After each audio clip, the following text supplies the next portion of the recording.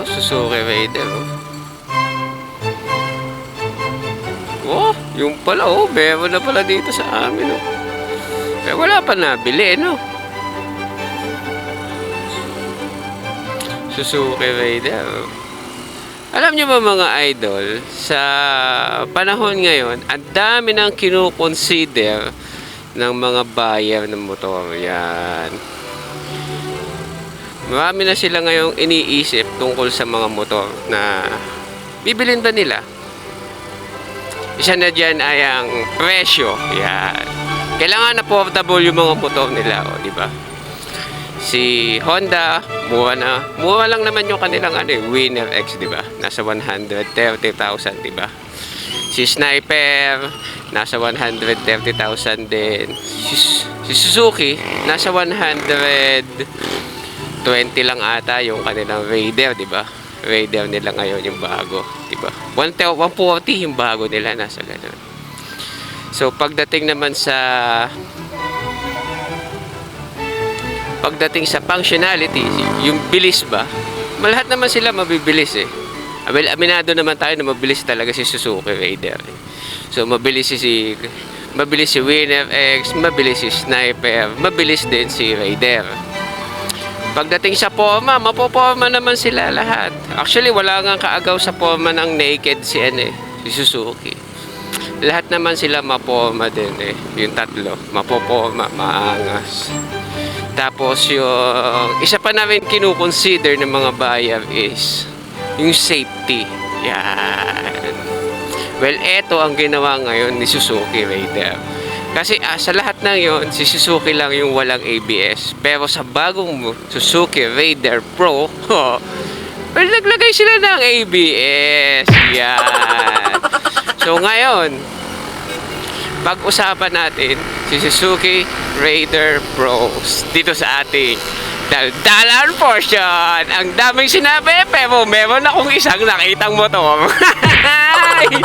Well, yes mga idol, ito na nga ang ating pagkukwentahan sa araw na ito, ang Suzuki Raider Pro. Yon. Ngayon lang talaga ako nakakita, nasa kasa pa, hindi pa naandar sa kalsada.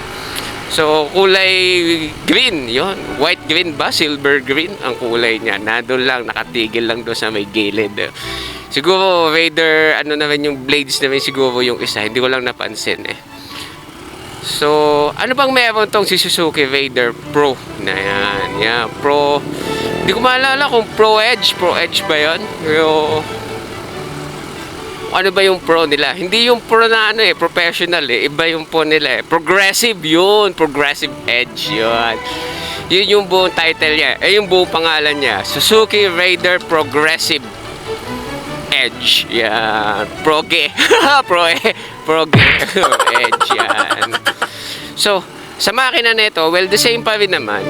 Same 150cc na naka-liquid cool kagaya nung FI, naka-fuel inject yan, FI talaga kasi matipid na talaga to eh. Ito na rin to sa pambato nila eh, sumabay na rin siya eh sa karamihan, naka-FI na siya, naka 6-speed transmission, well alam na naman natin yan. At ngayon nga, nilagyan na nila ito ng sleeper clutch assist yan. Para, hindi ko alam kung dati may sleeper clutch assist na ha, yung FI ha, pero dito sa Pro, naka-sleeper clutch assist na siya. Yan. Yung pag nag-engine brake ka, or engine brake, yung pag sudden shifting mo, hindi siya ganun kagalit ang makina. Hindi sabaga parang smooth lang yung pag-shifting. Yan.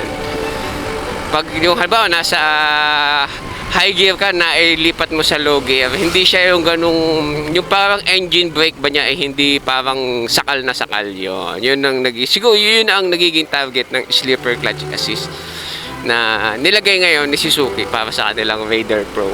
So na namin to ha, single cylinder head to na double overhead cam na 4 valve pa rin naman yan. At shims pa rin naman ata ito eh. Alam ko shims yung tawag nila doon sa ganung klase ng adjustment. Hindi siya kagaya nung atin na nakatapet, tinatapet. Iba yung kanya eh, naka-shims. Kaya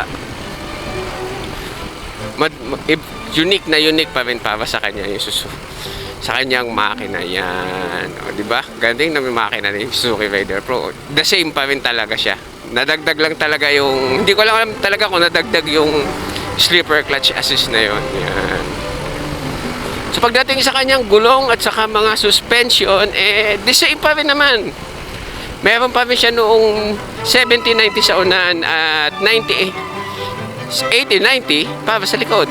Naka-telescopic fork pa rin, naka-disc brake pa rin, una't likod, the same pa rin. Yan. Kaya walang kaproblema. At ang safety features na sinasabi kong nilagay nila ay ABS. Yes po. Naka-ABS na ang unahan ni Raider Pro. So, kayang-kaya na niya sumubay doon sa mga Winner X at saka sa Yamaha na nagsilabasan ng ABS. Ngayon, naka-ABS na rin to. Wow! Kaya naman napakaganda ng safety features na dinagdag nila. Sabaga, sumabay na talaga sa level of safety itong si Suzuki Raider Pro. Nilagyan na nila to ng ABS. Yan. Kaya naman napakaganda. So pagdating naman sa kanyang ilaw at saka headlight at saka panel, taillight, signal light at panel, yan. Pagdating sa mga yan, mga fully LED na yan. Fully LED na ang kanyang headlight. Mukha siyang Gixxer, to be honest. Headlight ng Gixxer. Tapos ang signal light niya ay eto, nakalawit na. Hindi na kagaya dati, naka-engrave sa loob. Well, sa iba is tinitingnan nila ito as a pangit. Pero sa tingin ko, ito yung isa sa safety features na lagi kong sinasabi na yung headlight mo na LED, kasi napakalakas ng butaw ng LED. Pag na-overpower niya yung signal light mo, yung turning signal mo, hindi na magiging visible. Yan yun. Isa yan sa safety features na ginawa ni Suzuki.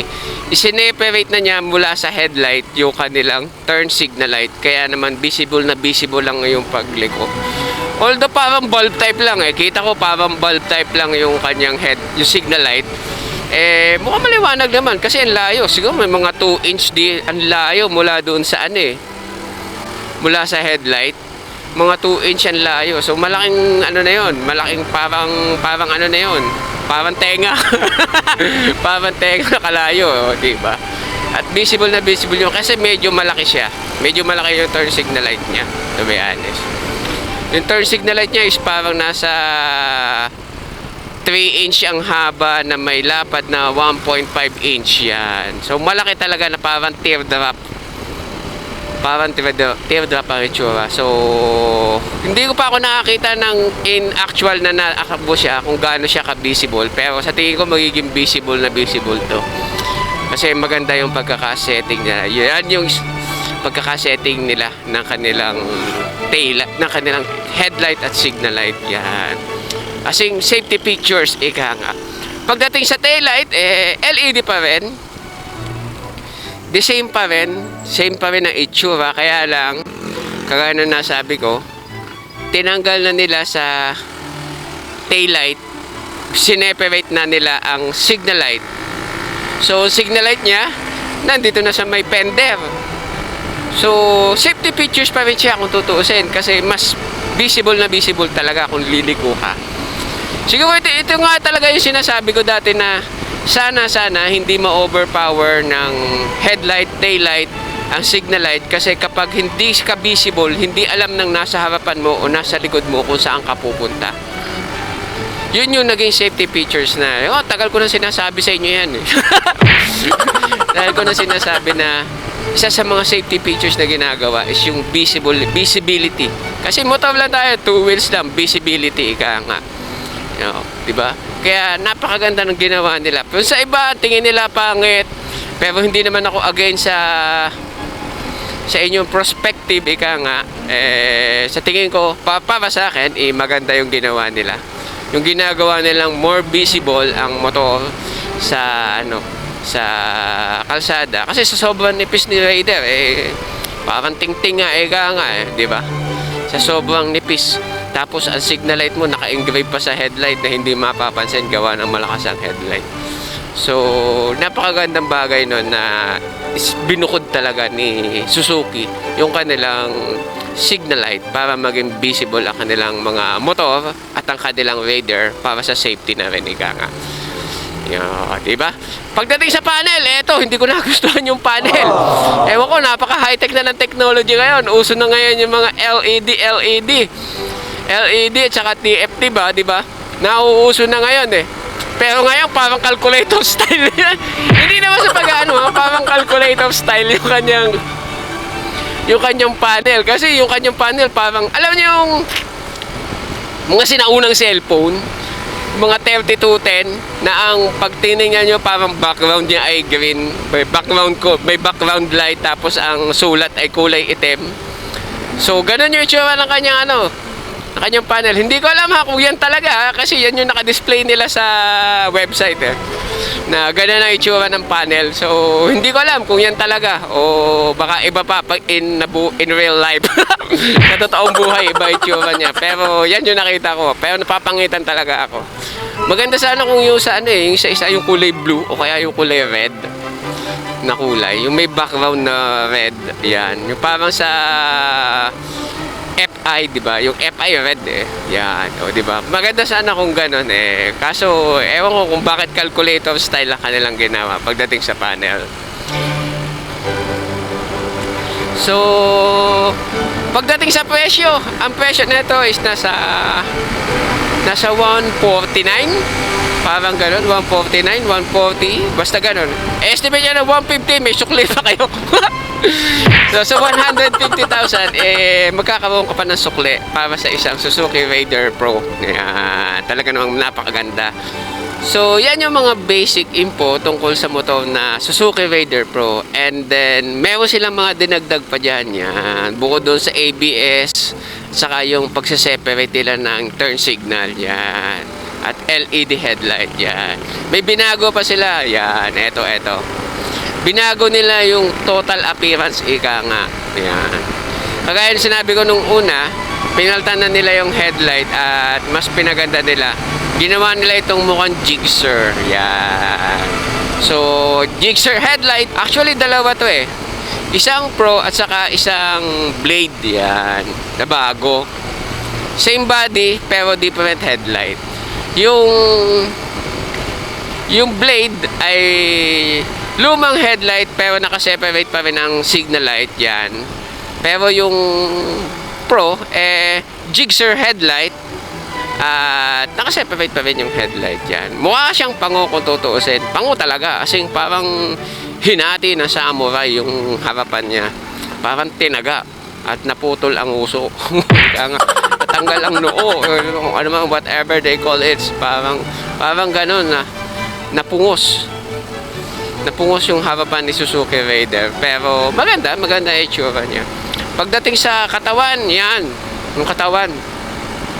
Kasi ang target talaga ni Suzuki is maging aerodynamic, slick type na aerodynamic. Yan, nilagyan nila ito na parang winglet yan sa may flarings yan. O diba? May winglet na siya diyan. Yan. So maganda kung tutuusin.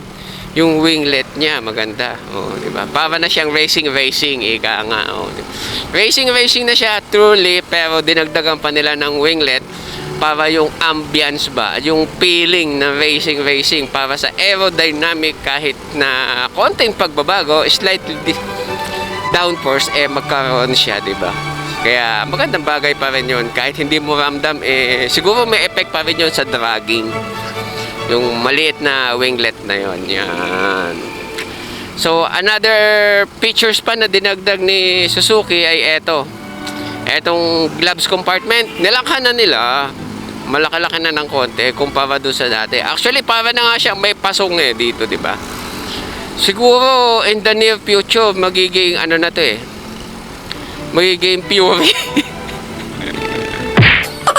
Kasi habang tatagal, lalaki. Di ba? Imagine mo nung 125 siya, maliit. Tapos nung naging 150, parang tumaas ng konti. Tapos nung nagbago, parang nagkaroon ng compartment. Naging FI, di ba? Karoon ng compartment. Tapos ngayon, malaki na, may pasong na. O, baka sa susunod pa, magkaroon na to ng pure na talaga to. Kasi may tangke na sa unahan, di ba? Di natin alam. Future will tell. Suzuki na lang ang magsasabi niyan, o, di ba? Hindi natin alam kung anong sunod-sunod na mangyayari kay Suzuki, di ba? At saka nga pala, ang gas tank nga pala nito, nasa ano 5 liters ata, Acacia.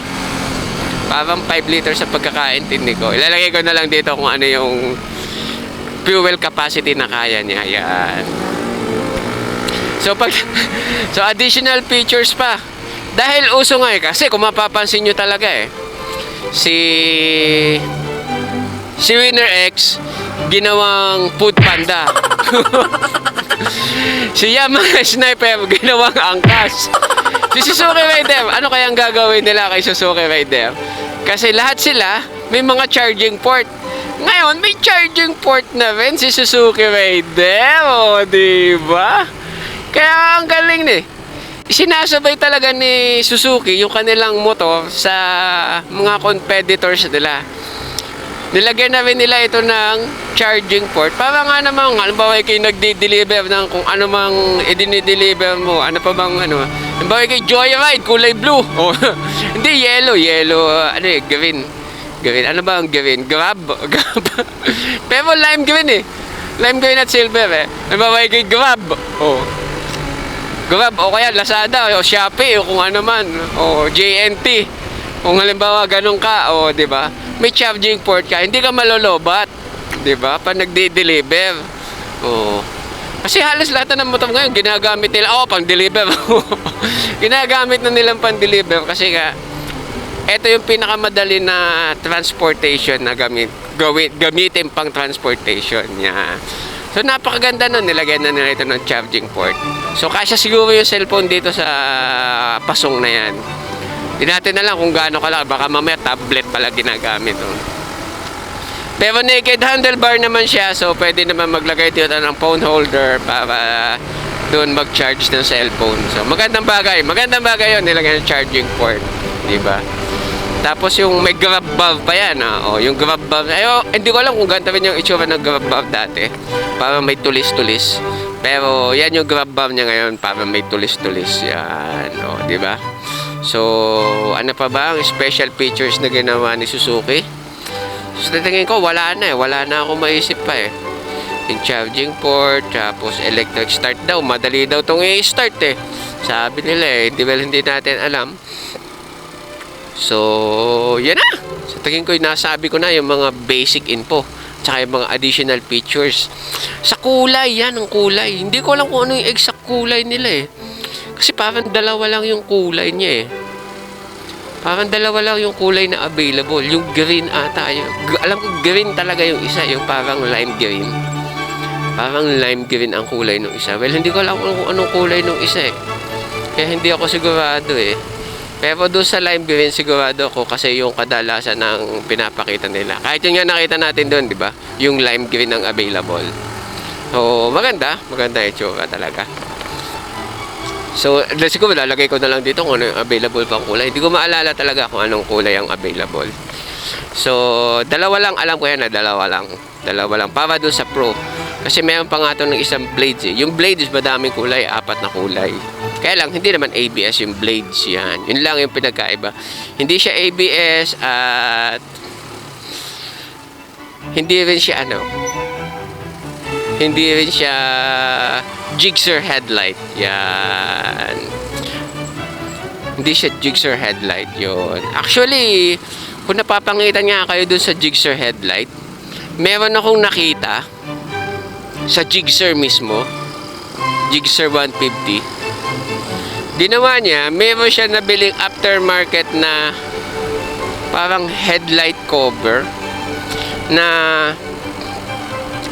ilalagay mo siya sa headlight, pero magmumukha siyang mukha siyang GSX S1000. Parang ganun, parang dual headlight na magkapatong. Yan na naman, magkapatong na headlight. Napag-usapan na natin yan kay CF Moto. Nauuso talaga yan So magiging ganun talaga itsura niya. Magiging ganun ang appeal. Ika nga. Hindi naman actually ganun talaga. Pero ganun yung appeal ng headlight niya. Para siya magiging dual headlight na magkapatong. Yun. Well, hindi ko alam kung anong effect kasi hindi naman talaga ako nakakakita ng Gixxer Di ko alam kung anong effect. Yun o, Suzuki o. Sa unang Suzuki yun eh. GXR ata yun. GSX 150 ata yun. Diba? So, napakagandang bagay yung ginawa ni Suzuki. So, ayun nga palang mileage nito. Parang ang pagkakaintindi ko 45 km per liter sa fuel consumption. Yun ang pagkakaintindi ko ha, 45 km per liter. So, not so sure about it, pero titignan natin. Ilalagay ko na lang dyan yung correct fuel consumption niya. Yan. So, ano pa ba? Wala na. Sa tingin ko yung nasabi ko na talaga lahat. Ng bago kay Suzuki Raider Pro. Headlight, body, bagong arrangement ng signal light, bagong high-tech features, gloves compartment, USB port. Well, halos okay na. Halos wala na eh. Halos kumpleto na talaga eh. Traction control na lang talaga eh. Yung mga traction control na lang. Ay, meron pa pala ito nung diba, gagamitin mo tong pang-grab. Naalala ko ha. Gagamitin mo tong pang-grab. Meron pala ito nung call. Yung pag halimbawa may tumawag sa cellphone mo, phone connect. Yaw, tawag ng phone connect. Hindi ko alam kung anong tawag nila eh. Kasi si Honda may road sync. Si Yamaha may Y-Connect. Well, hindi ko alam kung ano ang kay Suzuki. Kung anong tawag nila doon sa kanilang phone connect na yon. Kasi halimbawa may tumawag, pwede mo makikita mo na doon sa display mo na may natawag sa iyo kung sino. Parang may caller ID. Hindi ko lang alam kung tawag lang siya o kung ano man. Pero yun yung nakita kong features niya. May road sync connect na rin yan. So, hindi natin alam kung ano pang features ang kayang ibigay ni road sync na yun. Why ni connection, phone connect na yun. Kung baka pagtagal pwede nang mag-navigate yan, di ba? Pagtagal talaga, pwede na siyang pang-navigate, pwede na siyang pang di ba? Pwede mo na kontrolin. Baka pagtagal magpalitan na yung calculator panel nila, mapalitan na ng TFT. Di ba? Touchscreen, TFT. Oh. Diba? Hindi natin masabi anong mga future development ni Suzuki Raider para sa kanilang motor, diba? Hindi natin masasabi yan. So, si Suzuki na lang ang gagawa niyan, diba? Napakalaking bagay nun kung almost perfect na, almost ma-perfect nga, nga nila yung motor. Kaya, napakagandang bagay nung ginawa ni Suzuki. Si Suzuki para sa kanilang Suzuki Raider Pro. Progressive Edge. Yan. Diba? So, yan na. Tingin ko yung nasabi ko na. Presyo, kulay, at special features, body figures, suggestion, well, marirecommend ako ba? Well, yes! Bumili kayo kung may pera kayo. Kung wala pa kayong Suzuki Raider, bumili kayo. Pero kung meron na kayong Suzuki Raider, magdalawang isip kayo. Kasi ABS yung nadagdag. At bagong itsura ng headlight yon na nadagdag sa kanya. Yun yung iba, nag-convert pa talaga ng headlight at signal light, tail light sa unang Suzuki. Yung FI, kinonvert pa nila sa ganong itsura. Hindi natin alam, kanya-kanya kasing trip yan. Kanya-kanyang taste ika nga pagdating sa motor. So, yan na. Hanggang dito na lang. Sa tingin ko yung nasabi ko naman lahat di ba? Saka nga pala, salamat nga pala doon sa mga sa mga nag-comment yan. Maraming salamat sa inyo at nakokomentan ko naman ata siguro lahat. Medyo nalilate lang minsan pero at least nagagawa natin ang paraan na makomentan yan. Sa mga nagla-like, mga nag-share ng ating videos yan, maraming pong salamat sa inyong lahat, sa ating mga subscribers, sa mga masugid natin subscribers. Hindi ko alam kung ilan na tayo. Kokonti pa pero sa tingin ko yung maraming nanonood at kung gusto nyo tayo dumami, pindutin nyo yung like. Pindutin nyo yung like. Pindutin nyo yung subscribe. Para dumami tayo. Diba? Masaya.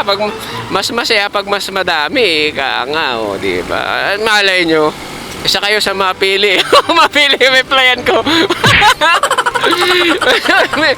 So yan. Akala mo ano surprise eh, no? So yan na nga ho. Sa tingin ko nasabi ko na lahat ng information. Nakapagpasalamat na ako sa inyo at maraming pong salamat talaga sa inyong pagsuporta yan. So hanggang sa muli, ako si Yeye. Wow, may chicks pa doon. Ako ay papasok na. Hindi pa naman late pero mas maganda, mas maaga. Ayan. So hanggang sa muli, ako si Yeye at nag-iiwan sa inyo kasabihang pumasok na maaga dahil hindi ma-late sa trabaho. Bye-bye! Ingat! Parang ambon pa ata ako, naputak-putak na eh.